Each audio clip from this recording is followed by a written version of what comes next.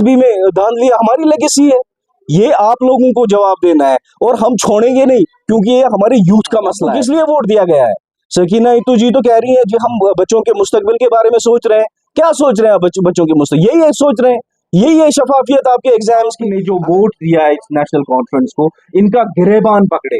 ये हमारी यूथ के साथ इस तरीके की तजलील हरकत अब बर्दाश्त नहीं होगी। एग्जाम्स कंडक्ट हुए, उसमें भी इन नौजवानों के साथ धोखा हो गया।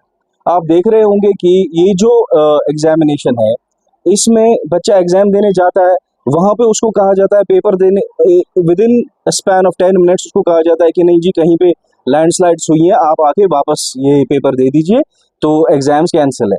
फिर विद इन एन आवर इसको वापस बुलाया जाता है। ये माजरा समझ नहीं आया। और उसके साथ साथ जब वो बच्चे मुतालबा कर रहे होते हैं अथॉरिटी से, बड़े बड़े नाम देके उनको डराया जाता है, जी यहाँ पे जी सुपरिंटेंडेंट है, जी यहाँ पे ये कंट्रोलर एग्जाम है, जी यहाँ पे ये है। जी शफाफियत से एक एग्जाम नहीं कर सकते। जो आपकी एजुकेशन मिनिस्टर साहिबा है, वो दिन भर जब भी उनसे सवाल करते हैं, वो जी सजाद साहब को ताने कसते हैं, वो जी पीडीपी को ताने कसते हैं, दीगर अपोजिशन पार्टीज को ताने कसते हैं। आप अपना काम सही से क्यों नहीं कर रहे होते हैं? ये जो पैरेलल्स आप ड्रॉ कर रहे हैं ना भाजपा के साथ, भाजपा से जब भी सवाल करते हैं वो कहते हैं जी नेहरू की लेगेसी है, नेहरू की लेगेसी है। और आपसे जब सवाल करते हैं आप भी कहते हैं जी ये ऑपोजिशन की लेगेसी है। एसएसबी हमारी लेगेसी है, एसएसबी में धांधली हमारी लेगेसी है। ये आप लोगों को जवाब देना है और हम छोड़ेंगे नहीं, क्योंकि ये हमारे यूथ का मसला है। हमारे यूथ एग्जाम जब तक शफाफ तरीके से नहीं होंगे, ये बच्चा कहाँ जाएगा? 1 लाख नौकरियां कहाँ है? आप हमेशा ये बोलते हैं कि जो ऑपोजिशन ने किया, आज भी फिर पीपल्स कॉन्फ्रेंस इधर एसएसबी का एग्जाम कंडक्ट कर रही थी। कहाँ है आप? आपको किस लिए वोट दिया गया है? सकीना इतू जी तो कह रही है जी हम बच्चों के मुस्तकबिल के बारे में सोच रहे हैं। क्या सोच रहे हैं बच्चों के मुस्तकबिल? यही है सोच रहे हैं, यही है शफाफियत आपके एग्जाम्स की। अगर ये गवर्नमेंट, आप खास तौर पे उमर साहब, आप अगर एग्जाम शफाफ तरीके से नहीं कर सकते, फिर आप किस लिए बैठे हैं? खुदारा कश्मीरियों के इस अजाब से निकालें, रिजाइन करें, वक्त रहते हुए रिजाइन करें, ताकि नेशनल कॉन्फ्रेंस कल को सफाई हस्ती से खत्म ना हो जाए।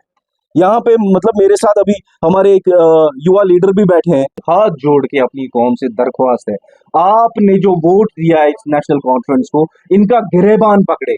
ये हमारी यूथ के साथ इस तरीके की तजलील हरकत अब बर्दाश्त नहीं होगी।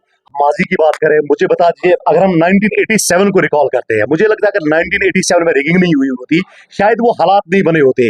आज फिर से वही हिस्ट्री दोहराने जा रहे हैं, वही करने जा रहे हैं, क्योंकि जब यूथ को ये इन चीजों में ना धांधलियां करने बैठेंगे, मुझे बता दो यहाँ पे जो यूथ है उनके पास फिर कौन सा रास्ता पड़ता है? वो बेचारे परेशान है, ऑलरेडी बेरोजगारी बहुत ज्यादा है। लेकिन इसके लिए मैं कहूँगा शायर ने खूब फरमाया है, उसने कहा है चलते हैं दबे पांव कोई जाग ना जाए, गुलामी के असीरों की यही खास अदा है, होती नहीं जो कौम हक बात पे यकजा, उस कौम का हाकिमी बस उसकी सजा है। ये सजा है हमें अल्लाह ताला की तरफ से। मुझे और मेरी क्लियर मैसेज रहेगी इस पे कि इन लोगों को पहले इनको ऐसा एहसाब करना हमें। इट्स वेरी अनफॉर्चुनेट, और जो हमारी पीपल्स कॉन्फ्रेंस हमारी पार्टी का ये स्टैंड रहेगा कि हम इस चीज की पूरी मजम्मत कर रहे हैं।